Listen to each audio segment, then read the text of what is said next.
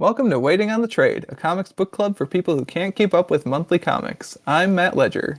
I'm Patrick Fitzgerald Fleck. And I'm Trevor Doetsch. This month, we're talking about Batman: A Death in the Family, the landmark 1988 story by Jim Starlin, Jim Aparo, Mike DiCarlo, Adrian Roy, John Costanza, and you, the bloodthirsty readers.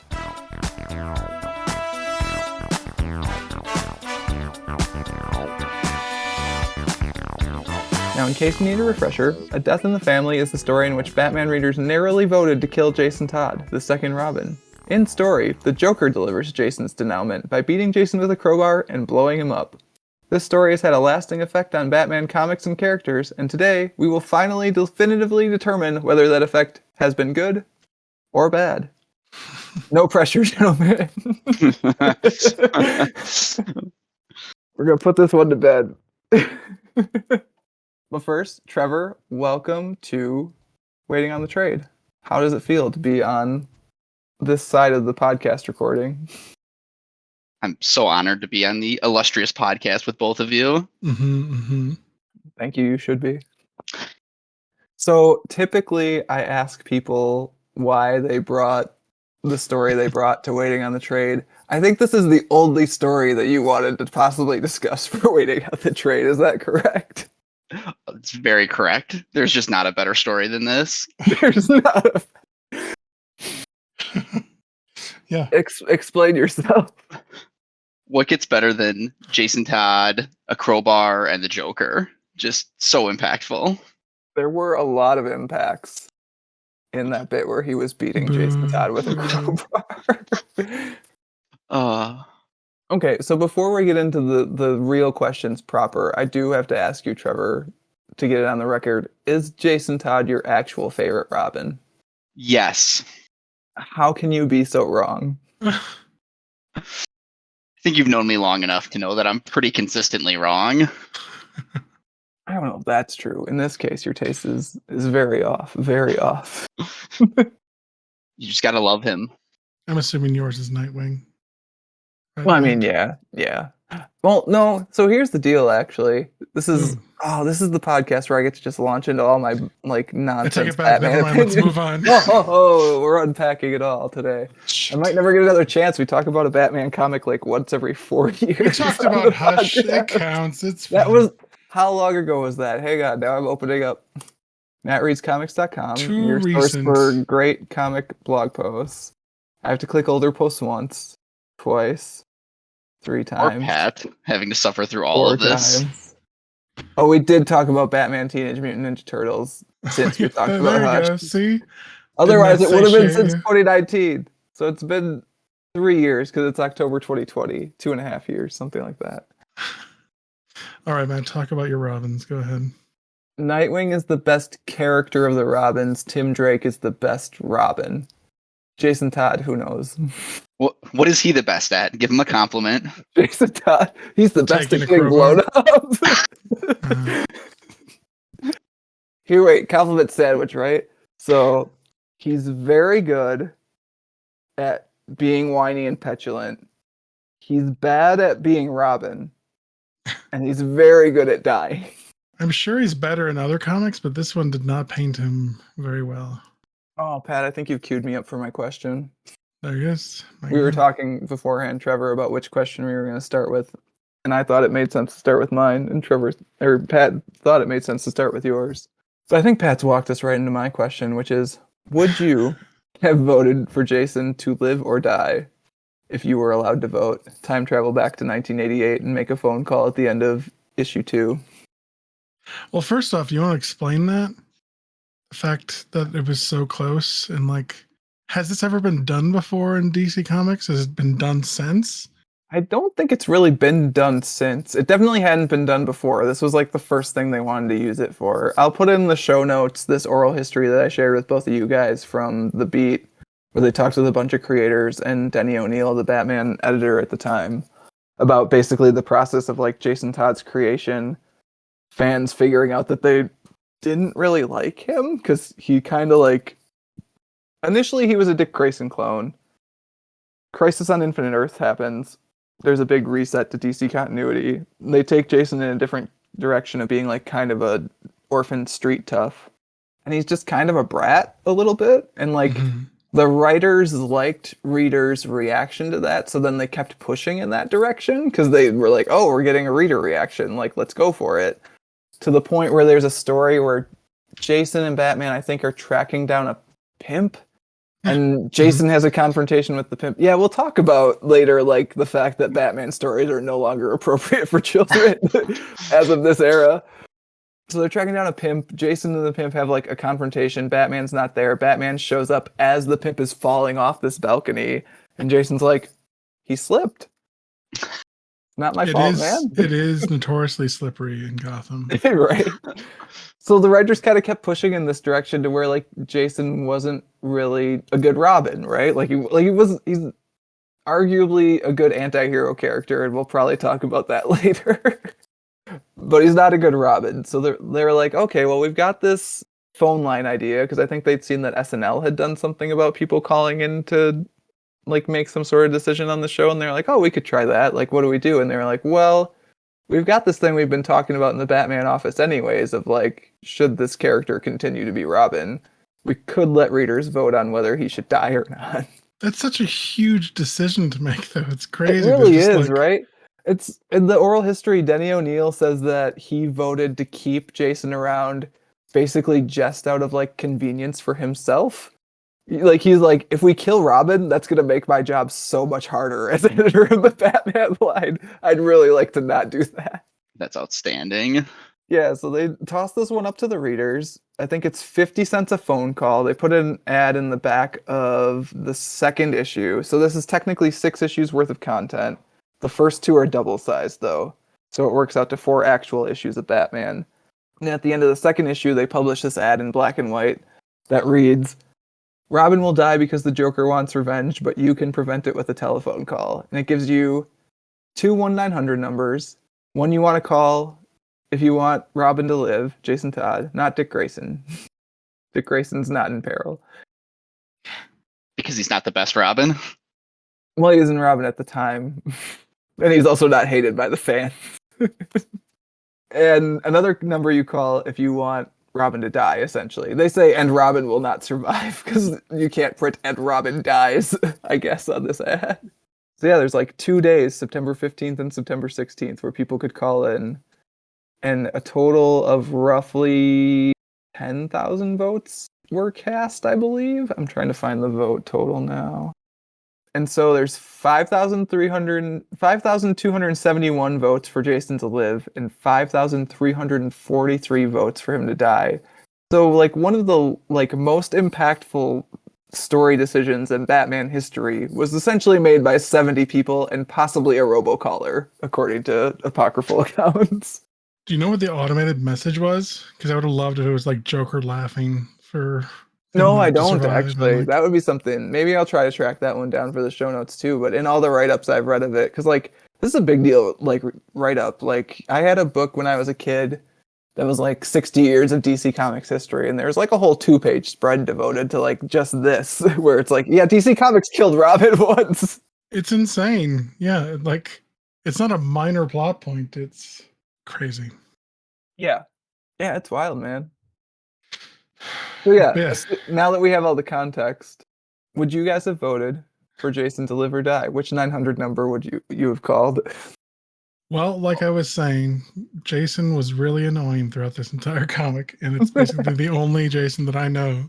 And I texted you guys that it really pissed me off that like his motivation is to find his bio mother, but it starts with a flashback or like his background about his loving mother who died from a disease, loving her son. Jason just throws that love away and says, no, I must find my actual mom. It's like, fuck you, Jason. Throw it away. I think you're reading that a little harshly. How does he not throw it away, man? He doesn't have any living parents, man. He's like, oh, I might have a living parent out there. That's exciting, especially for like, what is he at this point? Trevor, you said he found Jason, that Batman found Jason when he was 12, so maybe he's 12 and a half now. Right now he's 12 and a half? Oh my God. Yeah, 13. I don't know. I think he's like 16 or 17. I was going to say, I usually imagine him as like 16-ish in this story, but... I mean, Bruce can't be the most loving parent ever, so he's got to find someone who loves him. This Bruce is actually like not even as cold as later Bruce, because turns out Robin hasn't died yet. So he's not quite as emotionally distant as he ends up becoming as a result of this story. I don't know. If it was framed as like I want a family member who's alive, that's something, but it was always about I want to find my mother. It just rubbed me I the will wrong say, way, Matt. having you already texted us that, and then I read the story the weekend after that, the panel where Jason just like runs up to her name is, gosh, I forgot his mother's name now. But he runs up to his real mother, and the panel of him finding her, he just embraces her out of nowhere and says, "Mother, mother, mother." It must be so creepy if you're Right? her. It's like She just goes with the flow, which is pretty surprising. she also takes it in stride when he just like conveniently becomes Robin in a panel too. Yeah, She's just like he just "Oh, gives that's cool. away everything. That's cool, bro. Come in this warehouse with me." A mother always knows. About you being Robin. But no, I mean, for both the fact that I'm not a fan of Jason in this comic and also just the story structure of the story, I think he needs to die, right? Like him going through all this, like getting beat to shit and then exploding. And then I saw the panel they were going to use if he did survive. And Batman's like, "Oh, he's alive. It's amazing." It's like, that's bullshit. That's just. I mean, it definitely is a better story for him having died. Like the confrontation in issue 6 definitely does not mean as much if Robin didn't die in issue 5, right? So I think he needed to die. I think for multiple reasons, Jason's fate was sealed. So yeah, I would have voted for Joker winning, I guess. Trevor, what's your vote? Oh, I'm definitely voting to kill him off too. If I'm calling in, he's dying. I just love that people had to pay for that privilege. And 50 cents a phone call, man. It's like $5 with inflation now. So I was looking at the apocryphal account of like a lawyer who apparently programmed his Mac to dial the kill number every few minutes, and apparently it was like only 85 votes. It's like, man, if it was today, like people'd be just like spamming that thing hundreds and hundreds and hundreds of times per second. Mm-hmm. So do you think they could run the same thing today? Would they let people vote to kill someone off like that?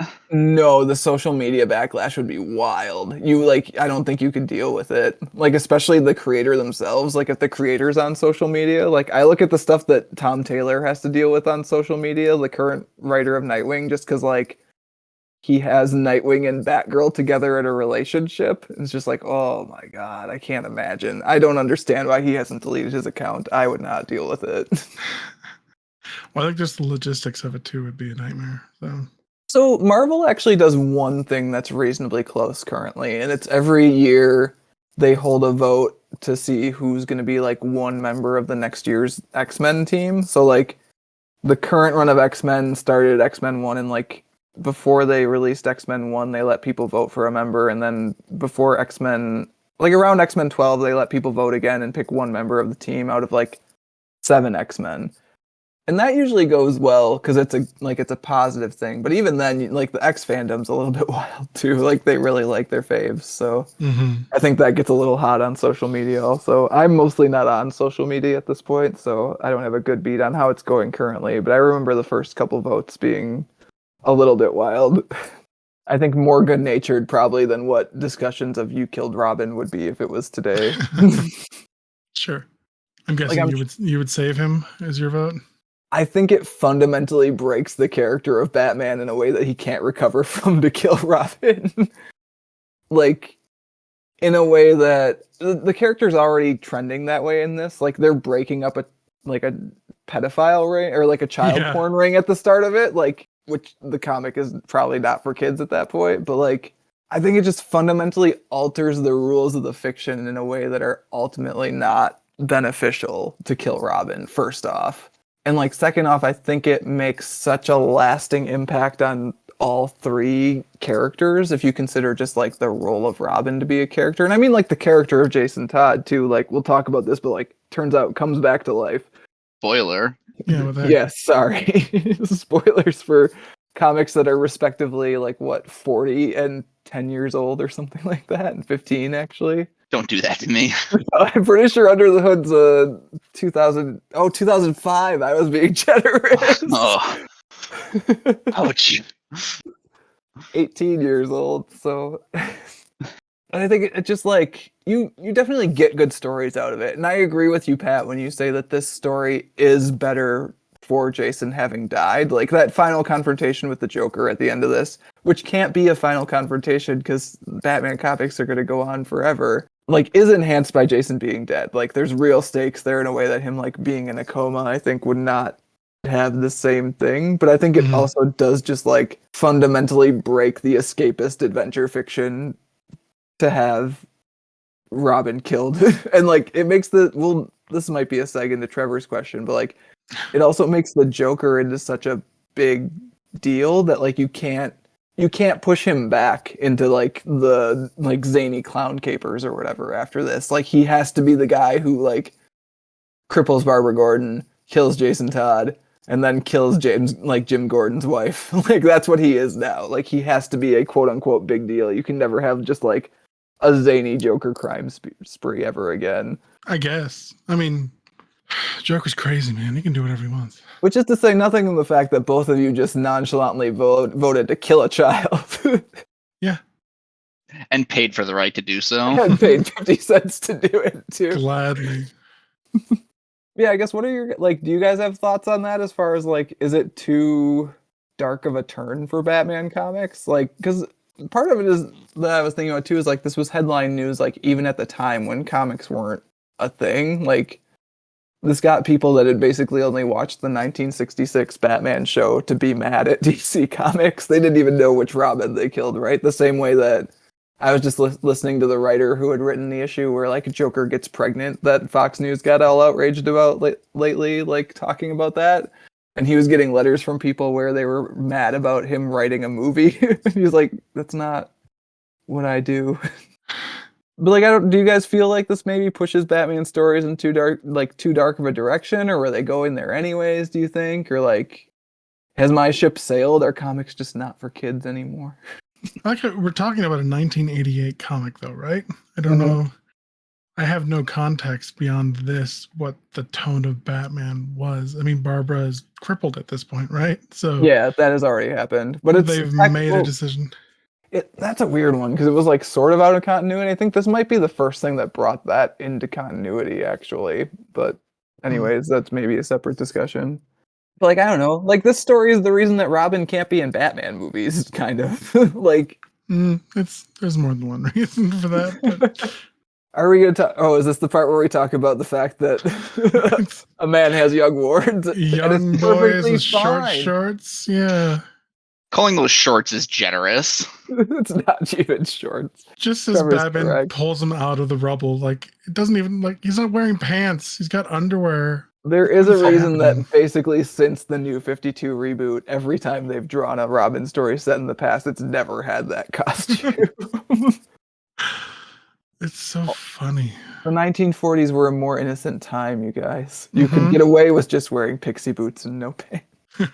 When you fought muggers and no socks mobsters. Either, just the boots. Crazy. The chafing he must go through. My God. The warts. Blisters, yeah. The fact that he's got him in a bright suit as well. Yes, like, he's wearing the dark colors and then the kid's wearing all the bright colors. So I have a volume of this that's like from 1988. It's like a 9th printing of whatever trade they must have rushed to print to basically capitalize on the fact that people wanted the story where Robin died.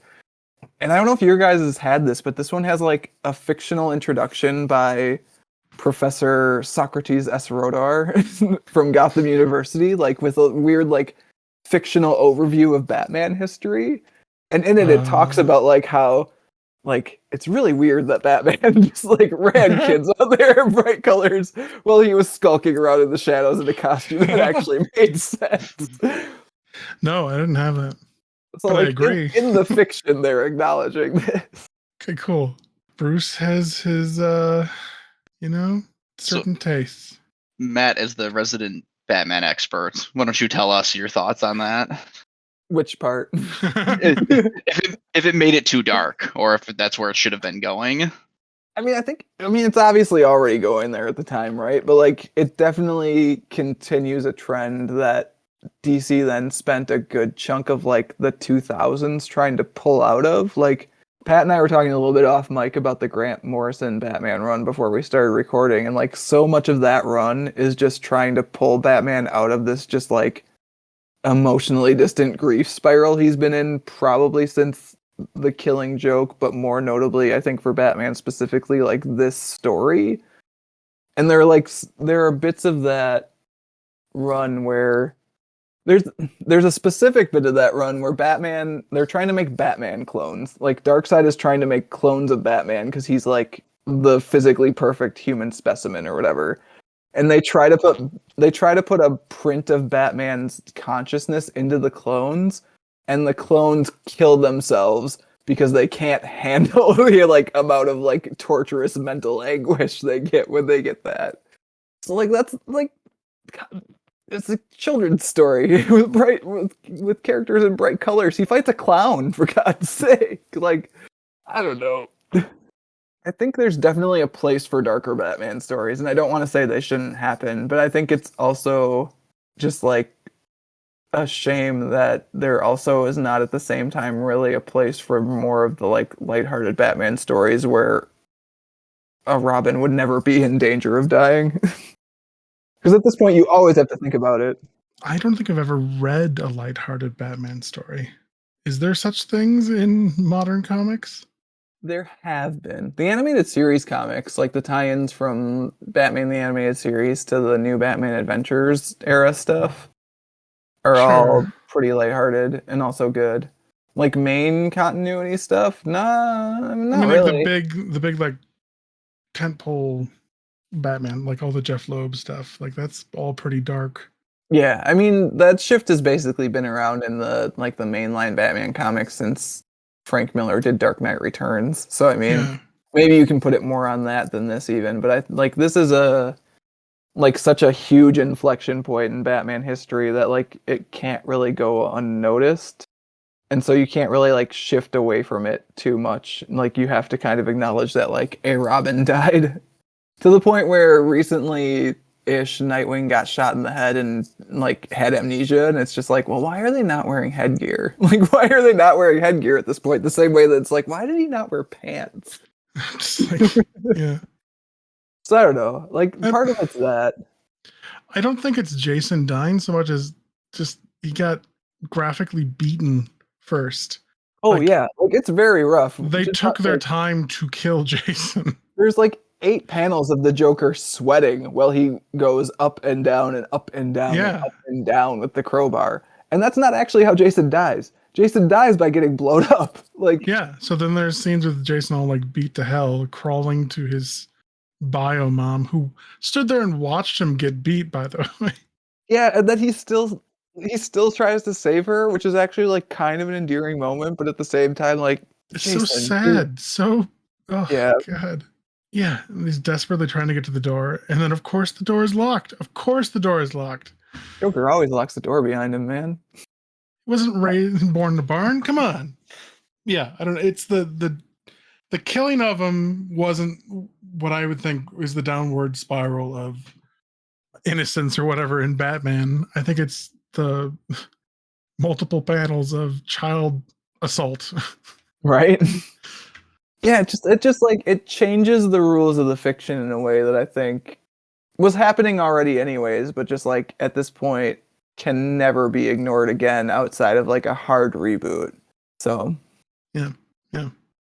So we need some bat shark repellent to lighten it up. I mean, kind of, right? Like that's sort of what I'm saying is like you can still do silly Batman stories at this point, but like there's always the underlying thing of like, yeah, Robin died once. Like any Robin could die at any time. Because like this wasn't even the Joker didn't even work that hard to do it, right? Like it wasn't like some sort of like insidious scheme. Literally, Jason walks up to him, he pistol whips him, and then he beats him with a crowbar. Like it's not even hard. He just kills him. He did make some clever lines during it, though. That's true. I like how Jason's mom has to point out to Joker, like, you just killed Robin. Batman's not going to like that. And he's like, oh, hadn't thought of that. Like, what the fuck?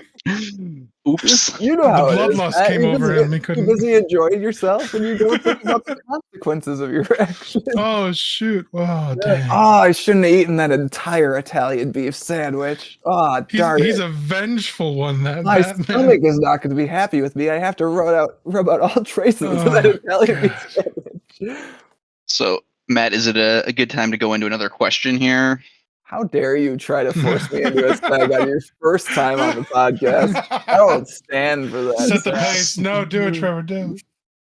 No, I mean, I think it is though, right? So, okay, we should reaffirm that the podcast has also killed Jason Todd 2-1. Now we can move on though, because I think this is actually, I think either of yours kind of like comes off of the discussion of like, how did this fundamentally change the rules of Batman comics pretty well. So we can take either. Which one do you guys want to take?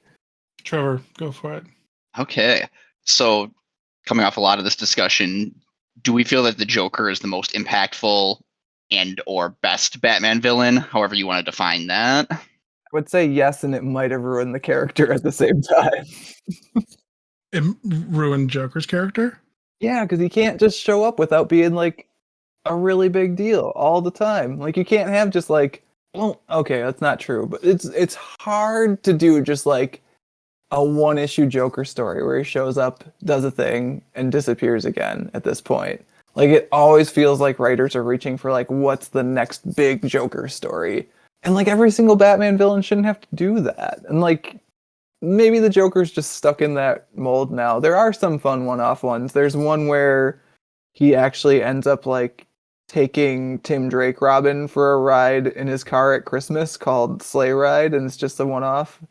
Nice. Pat has posted a picture of Joker can't have any boners. It's so showing how many sad. boners. I mean, it's kind of true, actually, right? Like Joker can't just pull off boners anymore. Like you can't have this story where like Joker robs a bank. Trevor, you actually asked via text message like the Joker has a nuke and he's just selling it in this story. Like that makes no sense.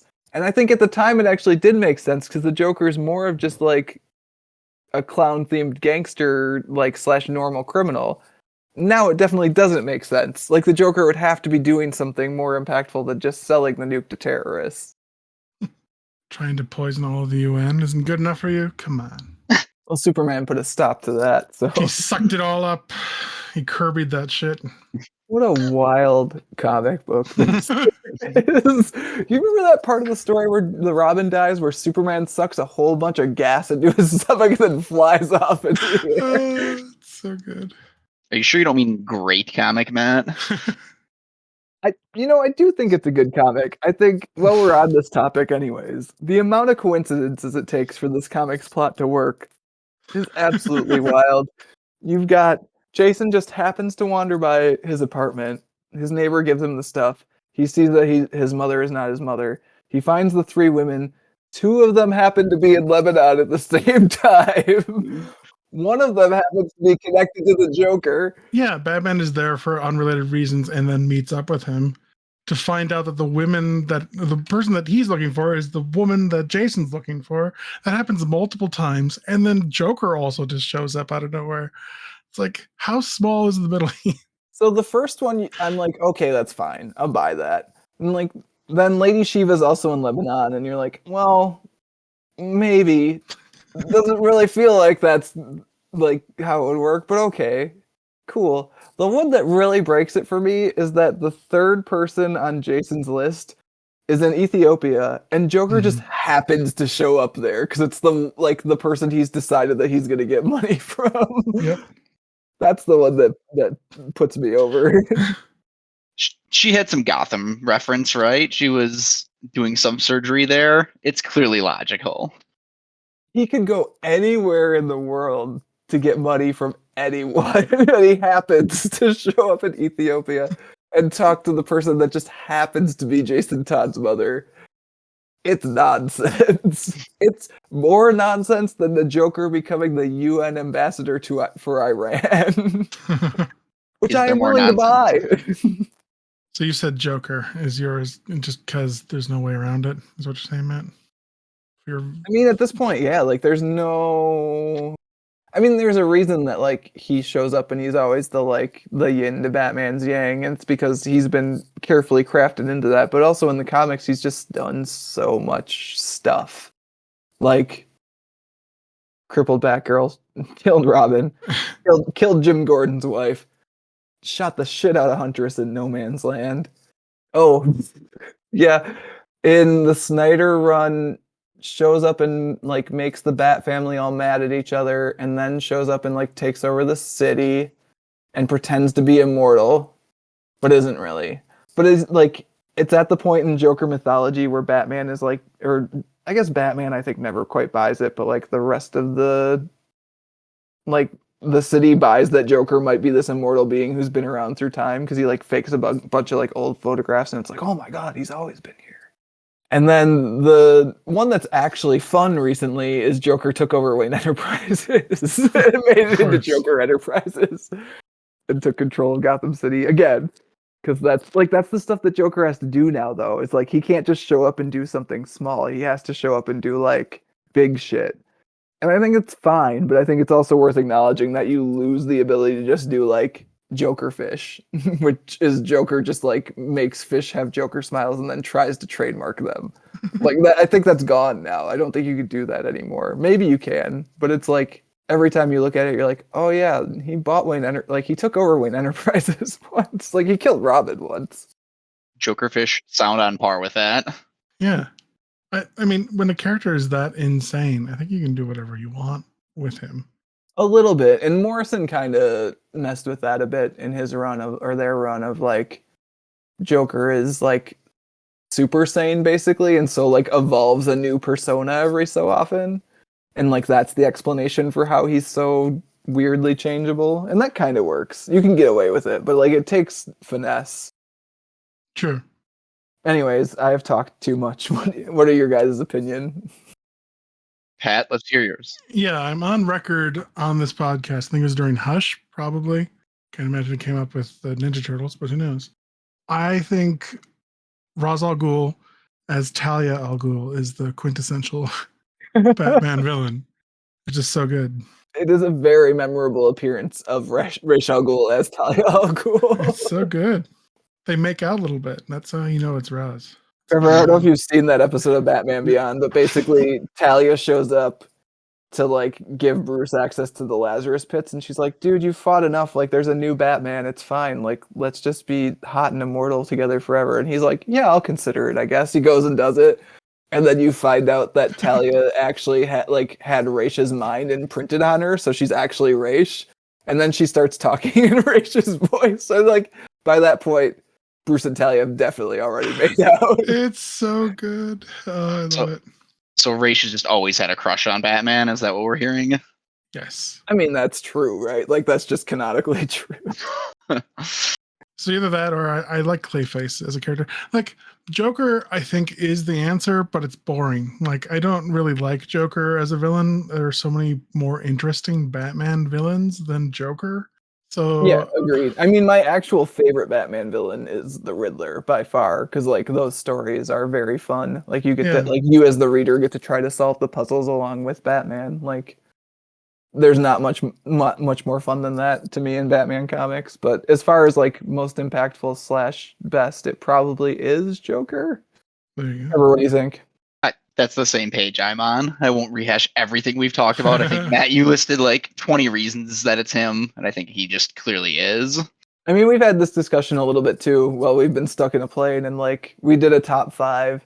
I think as far as most impactful, other arguments you could make are Raish and Bane. As far as like you remember their story moments, and they're kind of stuck in the continuity in a way that can't be unstuck very cleanly. Like, remember that time Batman's back got broken, or like remember that time there was a contagion that like took out 1/10 of Gotham. Bane is stuck even more than Joker, it feels like. I mean, you definitely know that better, Matt, than I do, but it seems like that was his high point. Then you can't do anything beyond that. Yeah, it's kind of like the gimmick villain like curse, right? Like you were created to do this one thing, you did it, people liked you. They still want you around, but like you did your thing. What do you do now? No, I think Batman has probably the best DC Rogues gallery, right? Yeah. And then you're really only like fighting against Spider-Man for all time between DC and Marvel, Sure. which I think Batman still take it because like so many of his villains are so good and like maybe Green Lantern, but not really. no, how the Green Lantern bench is not deep. Like the Batman bench is so deep that I think Trevor and I were making our top 5 lists while we were flying, and like we had roughly 8 different villains in our top fives each. Like Yeah, it definitely goes deep. Trevor, is Joker also your favorite Batman villain? I would say yes. I probably more from the movies specifically, because there is that range of just ridiculous to and some of the more recent ones just really well done. So overall I would say yes. Who's your second favorite? It might be Harvey. Harvey's a good one. Yeah, see, like the Batman villains too, like they all have their own deal going on, and they also like kind of mirror Batman at the same time, like the really good ones. Yes, also Two-Face Pat. Sorry, these characters all live on a first name basis in my head, so it's just like, oh yeah, Harvey. So who's your least favorite villain too? Just to ask really quickly. Oh, I don't know if I have a least favorite, but I did get to point out to Kat the other week when we were at the Madison Comic Convention, Orca the Whale Woman, who I think is probably the most derided Batman villain in history. She is exactly what she says on the cover. She's a whale woman. And she is part of some Batman comics that were not written very well during a run by Larry Hama, who is a good comics writer, but did not make good comics at that time. We'll find Orca the Whale Woman for the show notes and put her in there because I don't even really know her deal, but like, yeah, it exists. Apparently bad. Do either of you guys have a least favorite Batman villain? I feel like of the more popular ones, probably Scarecrow. Just never really spoken to me. I don't mind Scarecrow. Of the major ones, let's see. Killer Croc has always been weird for me. Killer Croc's weird because like has oscillated between being a guy with a skin condition and a literal like mutant monster throughout his career. Yeah. So probably kind of just either a gangster or a mindless monster or both somehow. Killer Croc drawn as a mindless monster in a trench coat and fedora. Sure. Top tier though. Well, trench coat fedora. Yeah, come on. Which does happen every once in a while. That's how you know you have classy villains. Right. Trevor, I just like that you're like so unafraid of everything that the character, the Scarecrow, is not a threat to you. I suppose. Yeah, I don't have anything to say back to that. I just feel like he's not that threatening to Batman of all of like the major villains. I mean, that's true, right? It's like, Batman, you'll relive your deepest, darkest fears. And he's like, yeah, I think about that every night, man. Already. That's literally why I'm out here. Which does bring up the follow-up story to A Death in the Family, where Batman like gets gassed by fear gas because he's tracking down Scarecrow and the Joker at the same time during Nightfall. And the fear gas just pisses him off. And so he beats the shit out of the Joker while screaming Jason. Jason! Over and over and over again. Jason! That is funny. Yeah, the Scarecrow's whole deal kind of doesn't work on Batman, which I mean has to be true for the stories to work, but at the same time does make him a little bit less threatening. I get that. I understand where you're coming from. So it is like fear gas, laughing gas. I mean, come on. Let's do something new. You can only get gas so many times in your life. So many different kinds of gas. But yeah, I guess this is into my question, and I guess my segue will be, have you noticed how most of the rogues gallery of Batman are just mentally challenged people? Huh? He's beating up those mentally insane people. So not cool. God, we're starting with this part of the question. I thought you were going to start with the killing part of the question. We're starting with the millionaire beats up mentally disabled people. I have to get it to Arkham somehow, man. Okay. All right, Pat. Let's just run through all of the bad Twitter arguments at once. Well, let me get my actual question out. So, Joker, like they start the fact that Joker escaped from Arkham again. So my question is, why hasn't Bruce bought and maintained the security of Arkham Asylum? Why? To be fair, in this comic, he says that he asked them to beef up their security. he literally says it. I don't care. Doesn't make any sense, Let me find it. At some point, he is making the choice to keep Arkham as leaky as it is. Like, he could beef up a security. He could take over Arkham. For years, I've tried to talk Arkham Asylum into tightening up its security. He's only one man. He's got to go punch clowns in the face every night, man. He doesn't have billions to put towards it. Doesn't have people that can do this for him. But he does. He has all those things and more. Yeah. It's that stupid panel when they're in Ethiopia. He's like, I'll go back to Gotham and write them a check and forget about all this hardship that I can't change. It's like, fuck you, Bruce. Yeah, you could do something. I did actually have the same thought in that panel. That was a rough panel. Oh. So yeah, maybe after the 12th time there's an outbreak from Arkham and hundreds of people, innocent people die, maybe Bruce could shill out the money to take over the security. Like, okay, maybe not even buy Arkham, just make a security company, that then takes over the security. Like, there's so many options. Show up and be like, hey, I noticed that you keep letting psychotic mass murderers escape every so often. We just wanted to help you with that. Free of charge. No worries. No, like no hooks, no nothing. We're just gonna make your security better. It's fine. I think this goes into the whole conspiracy theory that Bruce Wayne is keeping Gotham filled with the criminally insane for his own amusements. Well, who will he punch if they stay in Arkham, Pat? This is what I'm saying. So he's keeping the streets flooded with punchable inmates, and then he gives the police officers not helicopters, not jets, but blimps to get to the crime scenes. Trevor, I don't know if you're familiar with Blimpgate. It's the podcast theory that Bruce Wayne is deliberately underfunding the air unit of the GCPD and giving them blimps there. to helicopter. Yes, so I can be there and get out. They're not effective. Oh, God damn it. Amazing. I'm not gonna lie, Pat, I wasn't expecting a resurgence of Blimpgate in this podcast. Bruce is, oh God, he's a sick man. I mean, clearly he drinks up like a bat every night and fights crime, quote unquote. Like, I mean, if we get to it, obviously the real answer is you just kill the Joker at this point and not have to deal with it. But if he isn't going to do that, if that goes beyond his one rule, then keep him in jail. One at a time. Why hasn't he bought and maintained the security of Arkham Asylum? Why?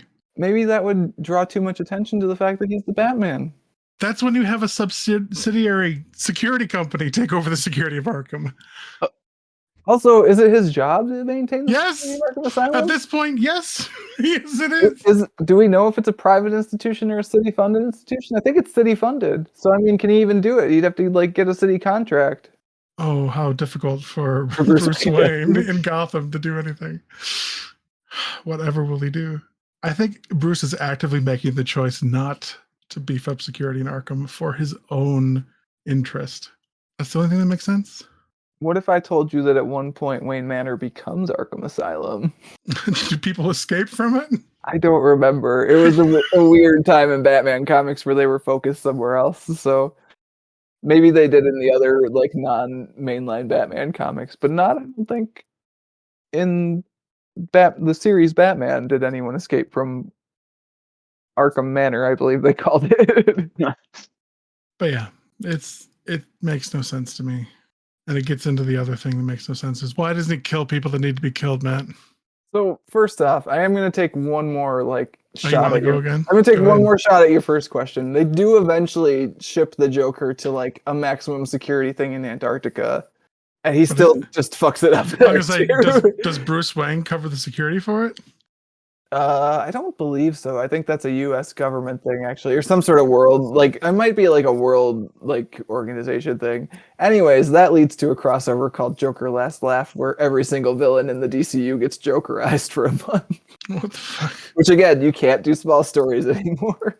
The real answer, he doesn't get the security isn't beefed up because they need comic books to happen. But I mean, still, the fiction is where we're at, right? For that one, that one, I honestly don't have a great answer for you. Like the killing one, I think you can make a real argument of like a man should not be forced to have blood on his hands if he doesn't want to, and he doesn't want to. Like maybe he should want to. I get that It's argument. But like bullshit. How many lives is one Joker, like your one rule worth? Because he's watched thousands of people be slaughtered by this man. yeah, but he didn't kill them. He'd be killing the Joker, and that's not what Batman but does. he could have saved their lives by killing the Joker. Sure, but like Sure. Batman is like an extra legal creation of a person who is not mentally sound, and I think him embracing the fact that he doesn't want to kill people is probably fine. Like if the Batman started killing people, I think he would not be allowed to exist in Gotham City anymore. I don't know. There's an argument to be made that what he's doing is much more violent than just killing them. Like he's brutally beating them. That's like a rules of the fiction sort of thing. I think more I than guess. like you can take it realistically, I guess, but like in this comic book, they talk about, oh, this person's going to have to be in traction for the next 6. So he knows what he's doing isn't something these people are going to like. He's messing up their lives for the rest of their lives with the injuries he's inflicting. No, just for a few months, Pat. Maybe. I don't know, man. There is I think it's a Pete Tomasi written story in Batman and Robin, like New 52 era, where there's just a gang of criminals that's people that Batman has fucked up. Like one of them has a batarang sticking out of his head or something. So like again, the rules of the fiction have been pushed in such a way that like it does need to be acknowledged in universe. So ridiculous. Yeah. So in universe, has Bruce beat up more people or has Joker killed more people? Oh damn. I mean, Joker's probably killed more people, right? Like Batman's usually one at a time, whereas Joker could just gas the entire city or whatever. Yeah. But let's not kill that guy. Just to say nothing of it. Just to say nothing of when Joker gained like multiversal omnipotence for a minute because he stole Mr. Miggs's Pitlick's powers. I wondered if you were going to bring that up. I wondered if you were going to bring it up. Oh God, it makes no sense. All right, well. No, but I mean, for the rules of the fiction to continue, like this could be the last Joker story. Like in a story that ends in like a manga, where like you know it's going to end at volume 50 eventually, maybe. Like this could be the last Joker story, and it would be fine.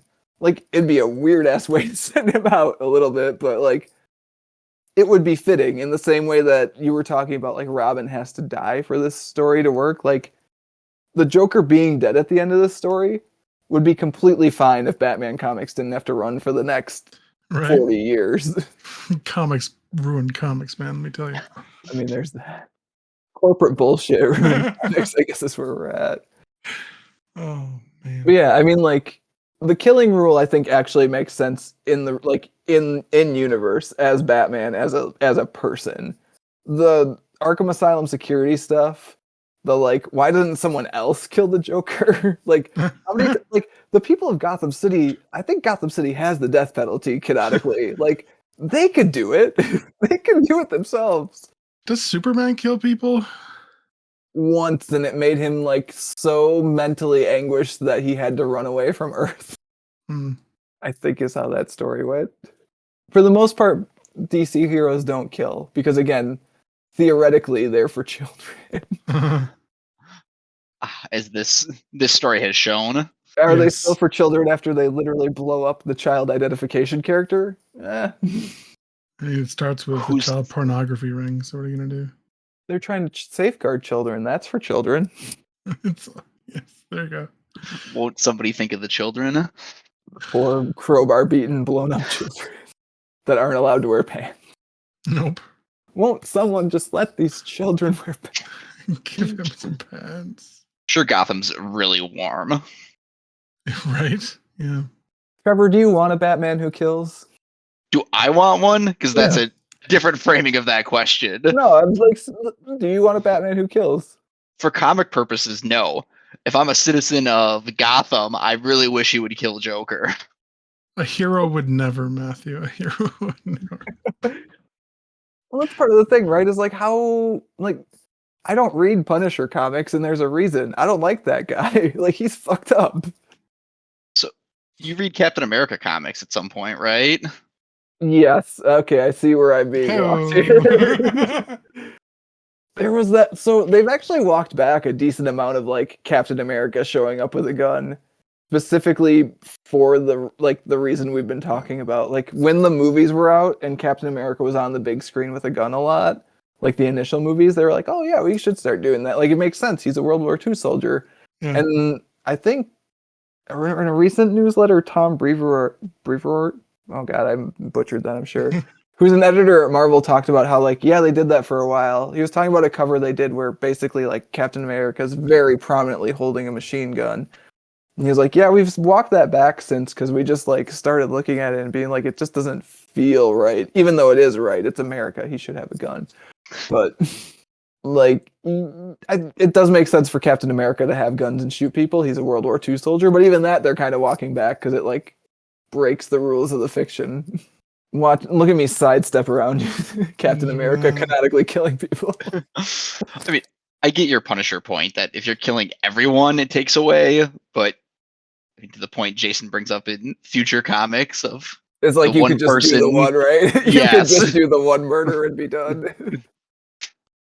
Which, you know, is maybe fair. There's, again, I just keep tangenting off because all this stuff lives up in my brain, and I apologize to listeners if this is too much, but like, there's Injustice comics written by the previously mentioned Tom Taylor, and in like an alt universe to Injustice that's like imagined at the end of that story. So in the Injustice comics, Joker kills Lois and Superman's unborn baby at the same time.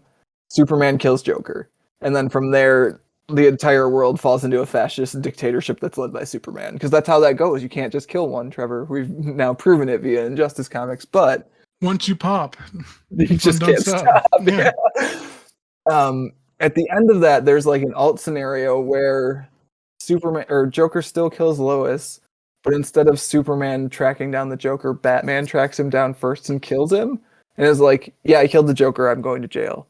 And like turns himself in, goes to jail, and he's like, "Yeah, I did it so that you wouldn't do it, Clark, because like you shouldn't do that." So that's an interesting take on the question, also of like, can you just eat one? I think we're getting into a different villain if we're talking about eating them now. Which villain is that? Kirby. Exactly. No, you brought up, Trevor, you brought up the fact that Jason is not actually dead, that he comes back. Well, he I is know- dead. Is he? Yeah, he is super dead. He's dead for a long time. He gets Somehow Clayface had a pretty good idea of what he looks like in Hush. well. Even his costume so looks very similar to what it turns out to be. So I can explain this to you because it's also kind of wild. So they do Hush. Uh-huh. Jason Todd, quote unquote, shows up in like at the end of issue 9, and it's a really big cliffhanger. It's like, oh shit, that makes sense because like this person who is Hush shot out the same tire of the Batmobile that Jason Todd was trying to steal, and like he knows the stuff that only Jason, like a Robin, wouldn't be able to know. And it turns out to kind of be a fake out, and it's Clayface. But DC like catches wind of like all the reader hype that happened when Jason Todd came back, and they're like, "Oh, we should do that for real." And so they do it. Judd Winnick writes the Under the Hood story where Jason Todd comes back, and how they retcon Clayface looking exactly like Jason Todd would look is that he's already alive at that point, and he's in on the Hush thing, but he swaps out like halfway through the fight. he backs out at the last minute. Wow. He swaps out so that Clayface can go in because he's like not ready for his actual final confrontation with Bruce. He just wants to like be there and be part of it. That's weird.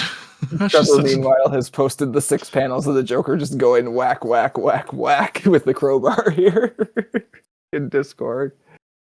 So yeah, and then how does Jason Todd actually come back from the dead, you ask, Pat?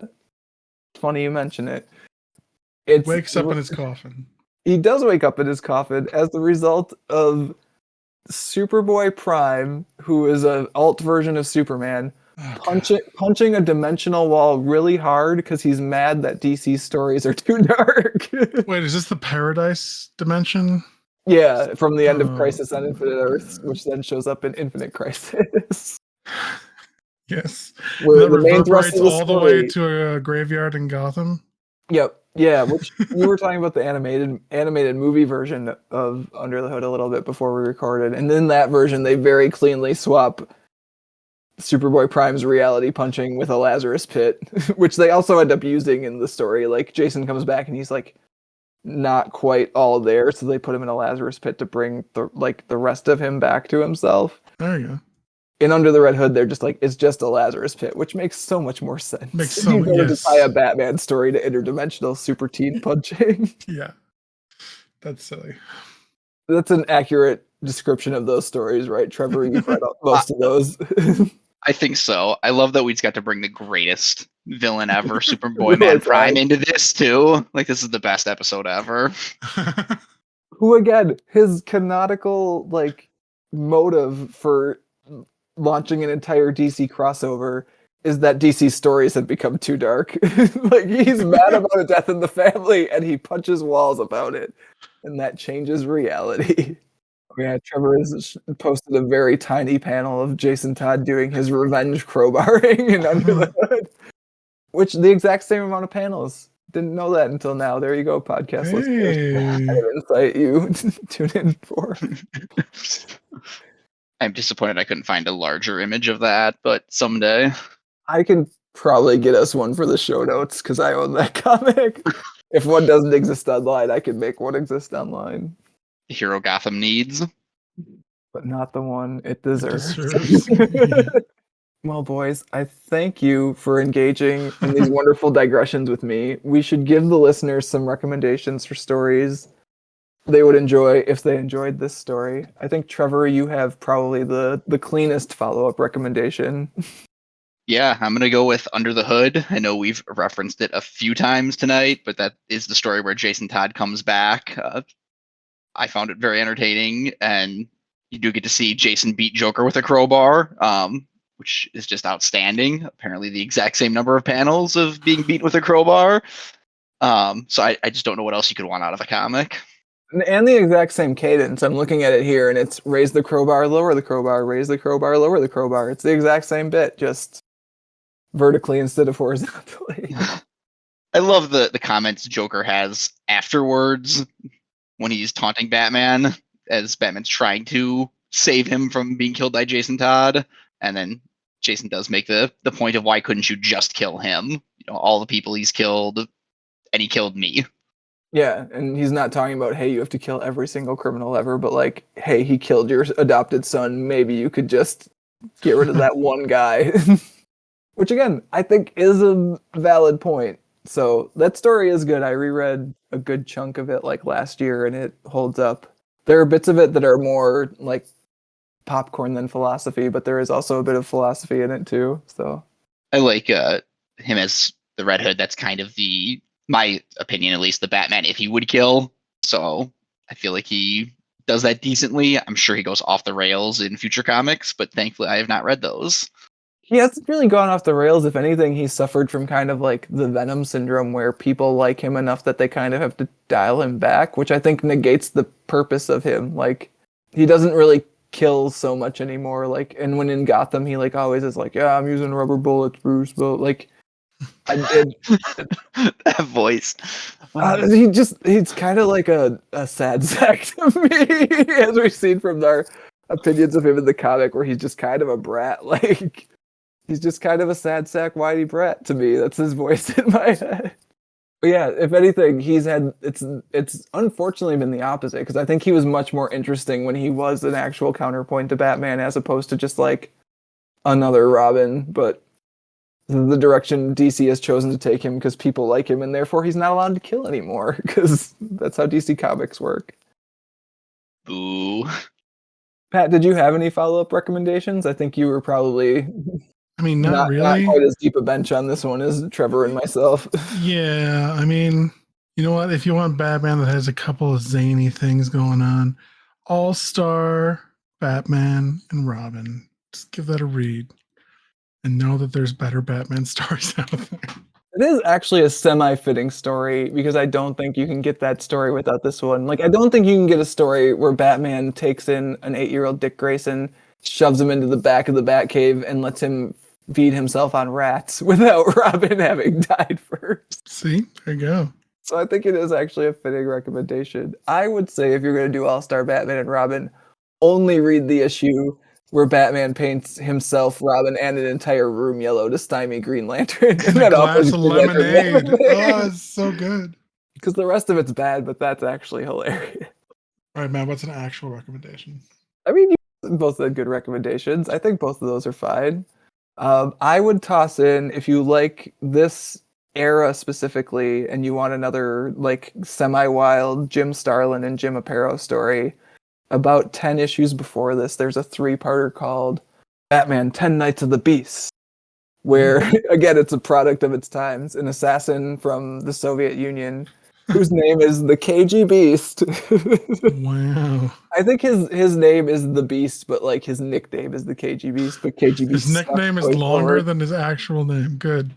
I mean, KG Beast is a rad name. If you say like, so. He's like sort of Bane before Bane shows up, in that he's just like this big, strong, tough guy who's like unstoppable.